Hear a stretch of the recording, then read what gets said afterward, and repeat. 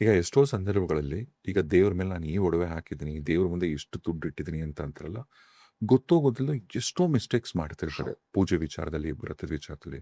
ಆ ಥರ ಏನಾದರೂ ಹೇಳೋದಾದ್ರೆ, ವರಮಹಾಲಕ್ಷ್ಮಿ ಹಬ್ಬದ ಸಂದರ್ಭಗಳಲ್ಲಿ ಹೌದು. ಈ ಥರದ್ದು ನೀವು ತಪ್ಪುಗಳು ಮಾಡಬಾರ್ದು ಅನ್ನೋದಾದ್ರೆ? ಖಂಡಿತ.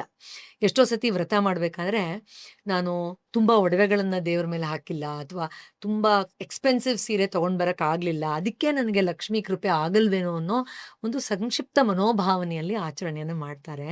ನಾನು ಆಗ್ಲೇ ಹೇಳ್ದಾಗೆ ಲಕ್ಷ್ಮಿ ಅನ್ನೋದು ಒಂದು ಭಾವ, ಒಂದು ಅರಿವು.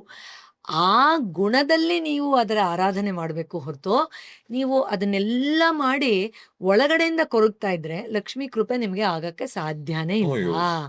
ಆದ್ರಿಂದ ನೀವು ಕಾಟನ್ ಸೀರೆನೇ ಹೊಸ್ದಾಗಿ ತಗೊಂಡ್ ಬಂದ್ ಹಾಕ್ತಿರೋ, ಇಲ್ಲ ಜರಿ ಸೀರೆ ಹಾಕ್ತಿರೋ, it doesn't really matter at all. ಆದ್ರೆ ಆ ಲಕ್ಷಣ ಕಾಣಿಸ್ತಾ ಇದೆಯಾ? ನೀವು ನೋಡಿರಬಹುದು, ನಾವು ಬೆಳ್ಳಿ ಮುಖವಾಡ ಹಾಕೋಕ್ಕಿಂತ ಹಾಕ್ಲಿ ತಪ್ಪಿಲ್ಲ.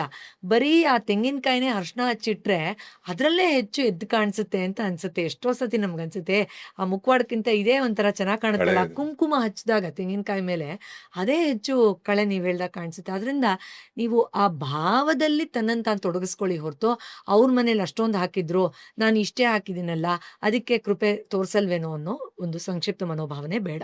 ಎರಡನೇದು, ತುಂಬಾ ಜನ ಹೆಣ್ಮಕ್ಳು ಏನ್ ತಪ್ಪು ಮಾಡ್ತಾರೆ, ಅದೆಲ್ಲ ಪಾಪ ಅರೇಂಜ್‌ಮೆಂಟ್ ಮಾಡಕ್ಕೆಲ್ಲ ತುಂಬಾ ಟೈಮ್ ಆಗುತ್ತೆ. ಹಿಂದಿನ ದಿನ 2 ಗಂಟೆ ರಾತ್ರಿಯಿಂದ ಶುರು ಮಾಡ್ಕೊಂಡಿರ್ತಾರೆ. ಅವ್ರು ಓಡಾಡ್ಕೊಂಡು ಸುಸ್ತಾಗೋಗಿ, ಆಮೇಲೆ ಸಂಜೆ ಹೆಣ್ಮಕ್ಳನ್ನೆಲ್ಲ ಕರೆದು ಓಡಾಡಿ ಅವ್ರಿಗೆಲ್ಲ ಸಿಹಿ ಕೊಟ್ಟು ಮಾಡೋ ಅಷ್ಟ್ರಲ್ಲಿ ಎಷ್ಟು ಬ್ಯುಸಿ ಆಗೋಗಿರ್ತಾರೆ ಅಂದ್ರೆ, ಕೂತ್ಕೊಂಡು ಆ ತತ್ವದ ಜೊತೆ ಧ್ಯಾನ ಮಾಡೋಕೆ ನಿಜವಾಗ್ಲೂ ಹೇಳ್ತೀನಿ ಸರ್, 99% ಹೆಣ್ಮಕ್ಳು ಕುತ್ಕೊಳ್ಳೋದೇ ಇಲ್ಲ ಸಮಾಧಾನವಾಗಿ. ಯಾಕಂದ್ರೆ ಅವರು ಅಲಂಕಾರ ಮಾಡ್ಕೋಬೇಕು, ಅಲ್ಲೂ ಮಾಡ್ಬೇಕು, ಮನೇಲೂ ಅವ್ರನ್ನ ಮಾಡ್ಬೇಕು, ಕರಿಬೇಕು, ಅಡುಗೆ ಇವ್ರನ್ನ ಮಾಡ್ಬೇಕು, ಕರಿಬೇಕು, ಊರವ್ರನ್ನೆಲ್ಲ ಕರಿಬೇಕು. ಹೋಳಿಗೆ ಹೌದು. ಮಾಡ್ಬೇಕು, ಆಮೇಲೆ ಈಗ ಫೋಟೋ, ವಿಡಿಯೋ ಎಲ್ಲ ಮಾಡಿ ಇದೂನು ಹಾಕ್ಬೇಕು, ಎಡಿಟ್ ಮಾಡಿ. ಟೈಮ್ ರೀಲ್ಸ್ ಇಲ್ಲ. ಮಾಡ್ಬೇಕು. ಟೈಮೇ ಇಲ್ಲ. ಯಾವಾಗ ಸಂಜೆ ಆಗೋಗುತ್ತೋ, ಪುರೋಹಿತರು ಹೇಳಿರ್ತಾರೆ ಇಷ್ಟು ಗಂಟೆ ಅಷ್ಟೊತ್ತಿಗೆ ತೆಗೆದ್ಬಿಡ್ಬೇಕು ಅಂತ, ಟೈಮೇ ಆಗೋಗಿರುತ್ತೆ.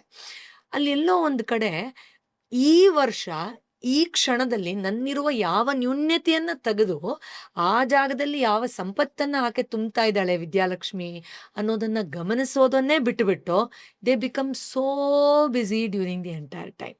ಖಂಡಿತ ಅದು ಆಚರಣೆ ಪರಿಪೂರ್ಣತೆ ಅಲ್ಲ. ದಯವಿಟ್ಟು 10 ನಿಮಿಷ ಆದ್ರೂ ಕಣ್ಮುಚ್ಚಿ, ಎಲ್ಲ ಇರ್ಲಿ, ಹಾಗೇ ಇರ್ಲಿ. ಆಯ್ತು, ನೀವಿನ್ನ ಹೂರ್ಣ ಮಾಡಿಲ್ಲ, ಅವ್ರು ಬಂದಿಲ್ಲ, ಈ ಹೂವ ಸರಿ ಇಲ್ಲ, ಅದೆಲ್ಲ ಇರ್ಲಿ.